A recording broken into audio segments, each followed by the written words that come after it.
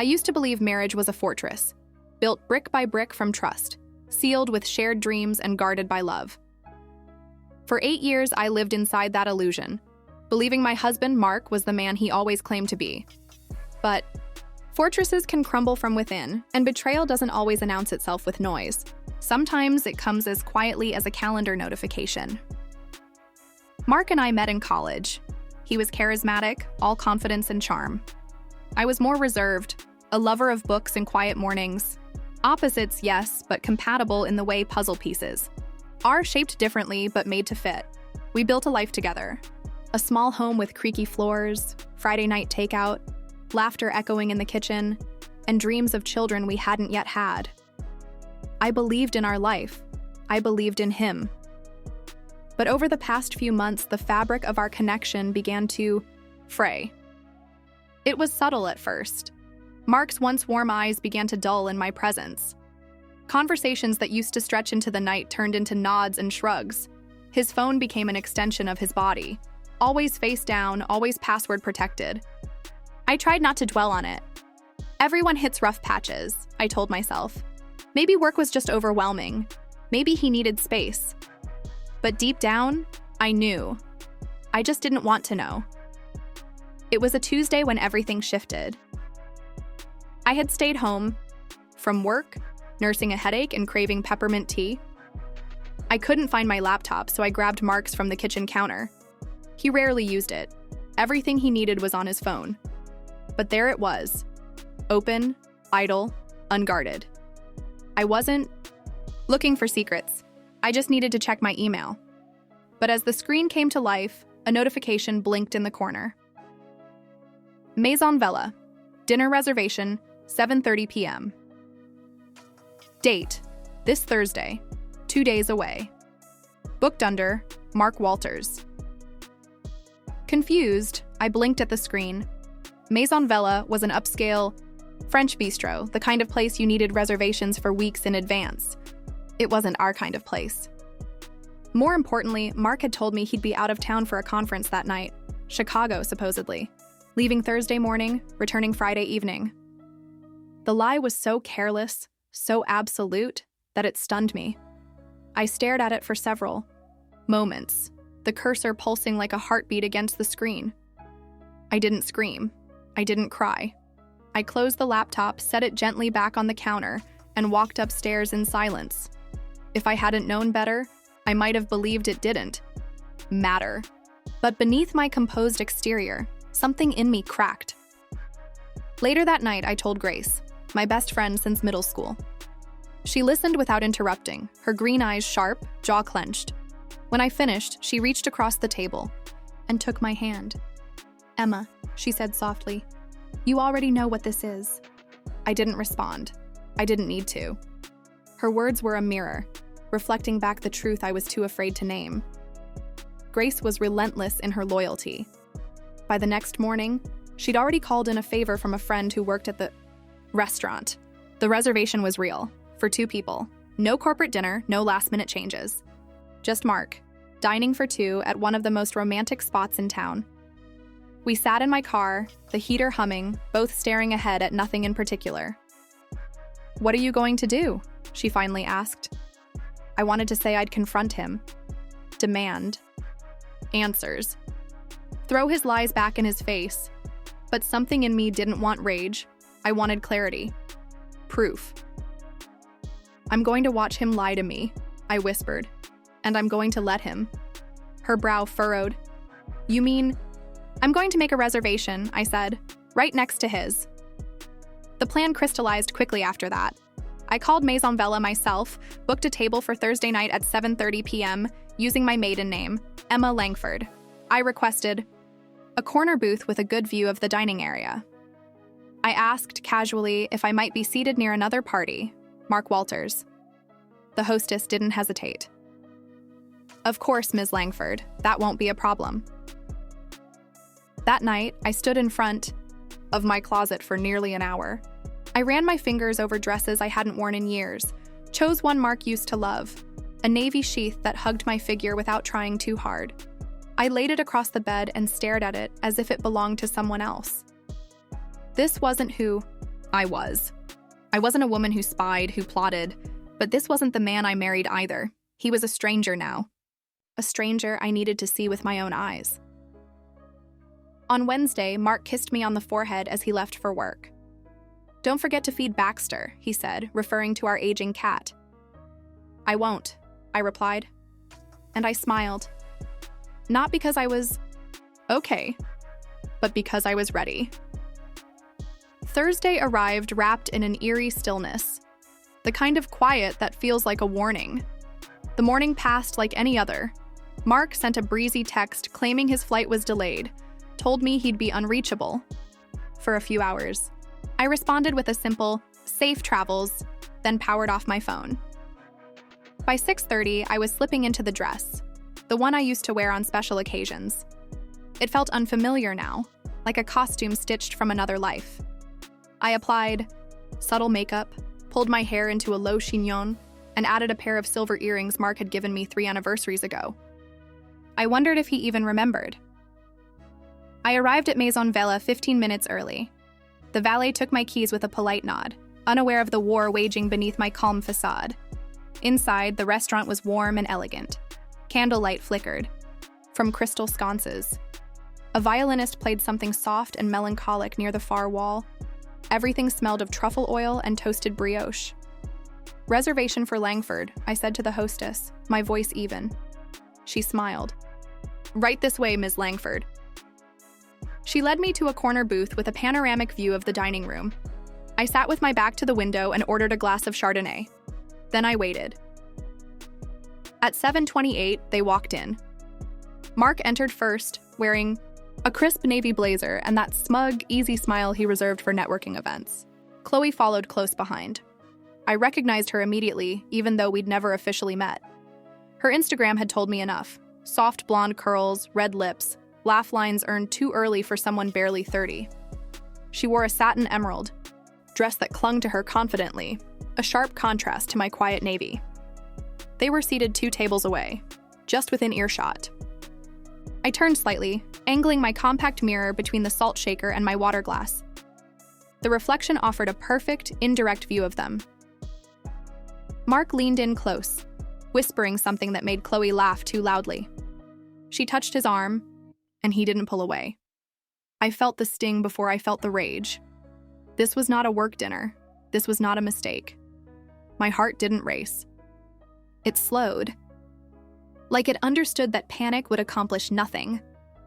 Instead, I studied them the way an archaeologist studies ruins, carefully, deliberately, documenting every crack in the foundation. They clinked glasses. He poured her wine. He never poured mine. Chloe brushed a strand of hair behind her ear and leaned across the table, close enough for intimacy, far enough to still feign innocence to onlookers. The waiter approached their table, young, attentive, slightly nervous. Mark ordered steak au poivre. Chloe asked for the duck confit. Her voice was high, lilting, fake. I wondered if Mark noticed. I wondered if he cared. Then something strange happened. My waiter returned with the wrong drink, a Manhattan served with a twist of orange. "I'm sorry," I said, pointing to the wine I'd originally ordered. "Oh, my mistake," he said quickly. "This was for Mr. Walter's table, I think." I froze. "That's okay," I murmured, waving him off. He hurried away, flustered. Chloe took a sip from her glass and grimaced. "Ugh, I hate this. Why do you always order this for people?" Mark chuckled. "Old habit. Emma used to like it." My stomach twisted. Used to. As if I were some chapter he'd long since closed. I looked down at my own reflection in the wine glass, dim, distorted, but unmistakably present. I was here. I wasn't a memory. I wasn't a shadow. And suddenly, the humiliation began to melt into something else. Clarity. Chloe reached across the table and adjusted Mark's collar. He kissed her fingers.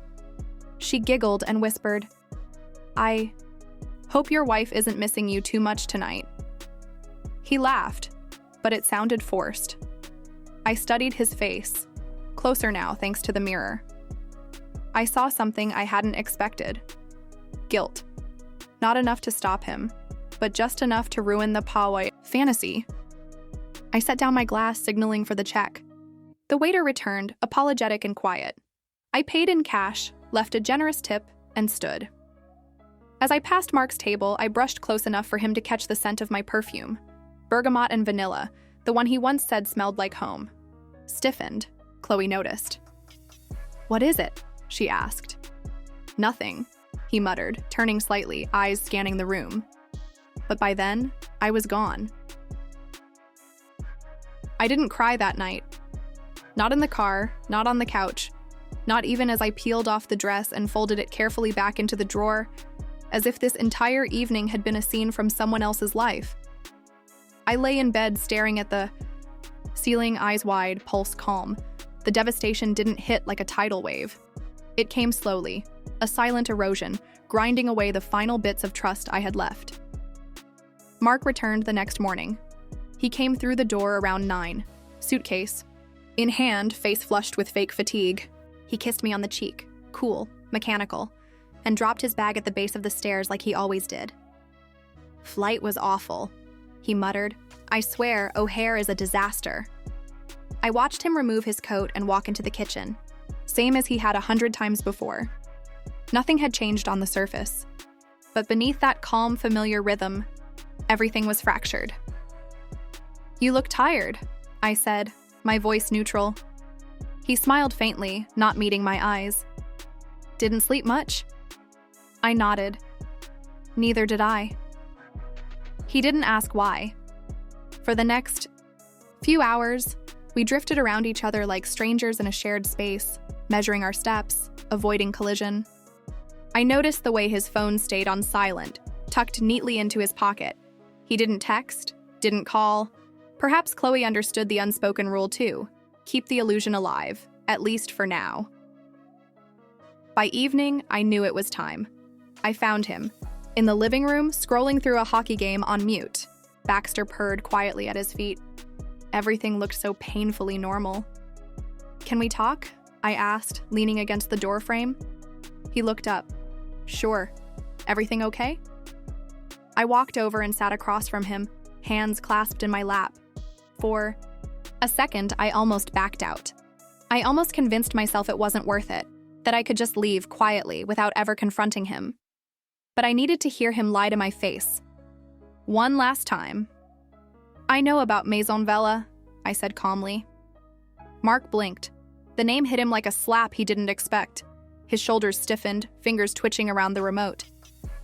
What do you mean?" "You had dinner there Thursday night with Chloe." His lips parted, searching for the right lie, but none arrived. Silence stretched between us, thick and suffocating.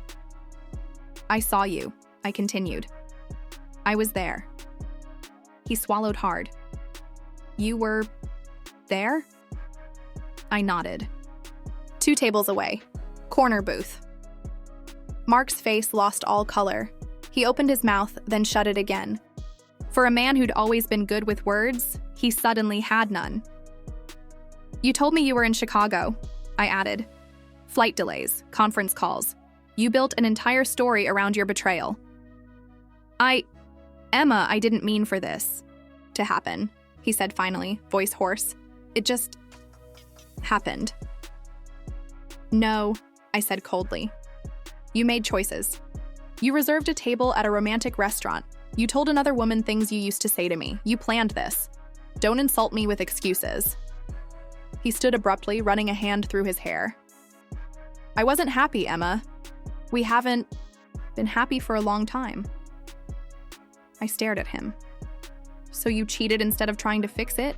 Instead of talking to me? That's your justification?" He looked away, guilt painting deep lines across his face. "I didn't plan to fall for her, but I did." The words hung in the air like broken glass. I didn't flinch. "Then I suppose we're done," I said quietly. Mark turned, panic rising. "Wait, Emma, we can talk about this.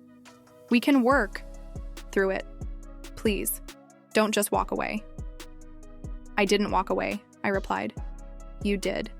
That night, that choice, that lie. You ended this long before I said anything. For the first time, I saw fear in his eyes. Not fear of losing me, but fear of being exposed, of losing the safety net he thought I'd always be. He wasn't sorry for what he did. He was sorry he got caught. I'm moving out, I said. You can keep the house. I'll send you the papers. He opened his mouth again, desperate, but I stood before he could speak. And Mark, I added, pausing at the door, next time you lie to someone, at least make sure you're not seated in plain view. His face crumpled, but I didn't stay to watch. 2 weeks later, I signed the divorce papers and mailed them without ceremony. Grace and I moved into a 2-bedroom apartment with light-filled windows and a balcony where Baxter now sleeps, in the sun. I thought I would feel broken, but I didn't. I felt clean. Not all endings come with closure. Some arrive with a quiet strength you didn't know you had. One that doesn't need revenge or chaos, just clarity. I lost a husband. Yes, but I found something far more valuable, myself.